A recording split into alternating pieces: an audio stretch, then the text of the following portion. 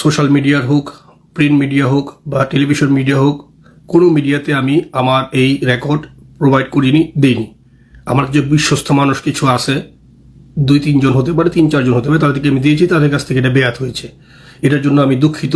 আমি আবারও বলবো, আমি আমার জায়গা থেকে রেকর্ডটা করার কারণ ছিল আমার আবেগের জায়গা, ভালোবাসার জায়গা, যখন শিখেছেন আমার আস্থার জায়গা। এই জন্য এবার আসি আপা প্রসঙ্গে। আপনারা অনেকে নেগেটিভ ভাবে নিছেন, অনেক বাংলাদেশে ট্রোল হয়েছে যে আমাকে নিয়ে, যে আমি আপা বলতেছি বারবার।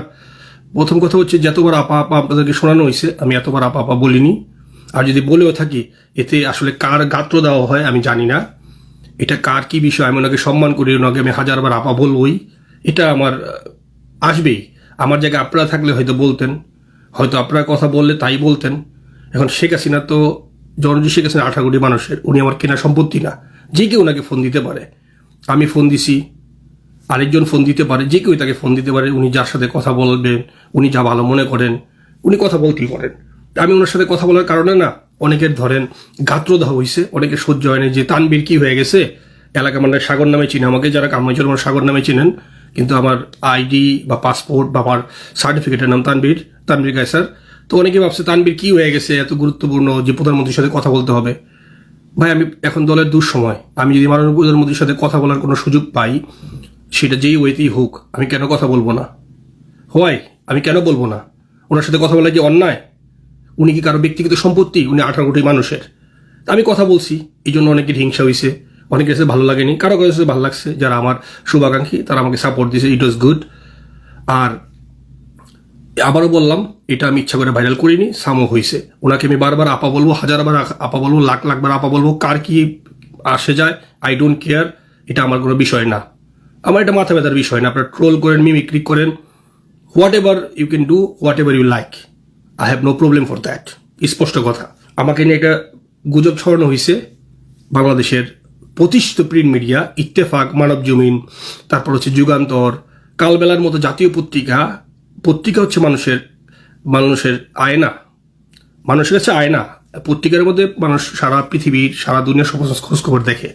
তারা আমার নামে একটা বানোয়াট নিউজ করে দিয়েছে, আমি আমেরিকাতে নাকি এসেছি, আমেরিকাতে এসে আমি আওয়ামী লীগ সরকারের বিরুদ্ধে এলাম ক্লেম করি, এখানে নাকি আমার ডকুমেন্টস হয়েছে, আমি নাকি আওয়ামী লীগ দাবি করতেছি। আচ্ছা, যারা বিদেশে থাকেন তারা জানেন, আপনি যেই সরকার ক্ষমতায় থাকে তাদের বিরুদ্ধে এলাম যদি ক্লেম করেন, তাহলে আপনি সেই সরকারের কোনো কর্মকাণ্ডে অংশগ্রহণ নিতে পারবেন না।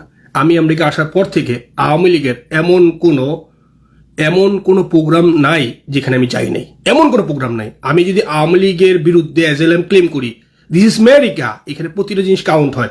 আমি কি আওয়ামী লীগের বিরুদ্ধে এলাম ক্লেম করে আমেরিকাতে আওয়ামী লীগ মিটিং মিসিং করি? স্টুপিডের মতো কথা। আমার ডকুমেন্টের সাথে আমেরিকার আমার কাগজপত্র পাওয়ার ক্ষেত্রে আওয়ামী লীগের সাথে ন্যূনতম কোনো সম্পর্ক নাই, ন্যূনতম কোনো সম্পর্ক নাই। ঠিক আছে, যারা এটা বানাইছেন কোনো উদ্দেশ্য প্রণীত হয়ে করছেন বা কোনো হিংসা থেকে করছেন, আমি তাদের জন্য আসলে মানে তাদের প্রতি ঘৃণা প্রকাশ করতাম, কিন্তু আমি ঘৃণা প্রকাশ করবো না। কারণ মানুষ যখন সমস্যায় পড়ে, চারদিক থেকে সমস্যায় তাকে ঘিরে ধরে।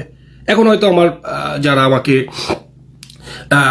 ভাল লাগতেছে না, পছন্দ করতেছে না, তারা তাদের মতো করে নিউজ করছে, এবং এটার চক্রের সাথে জড়িত আমাদের নিউ ইয়র্কের হয়তো কয়েকজন হয়তো থাকতে পারে, এবং বাংলাদেশের কয়েকজন। আমি সেটা প্রমাণ পেয়েছি, এবং আমি মাননীয় প্রধানমন্ত্রীর কাছে ইতিমধ্যে পাঠিয়ে দিয়েছি কারা এটা ভাইরালের সাথে জড়িত এবং কারা এটাকে বড় টপিক করেছে। আমি অলরেডি পাঠিয়ে দিয়েছি।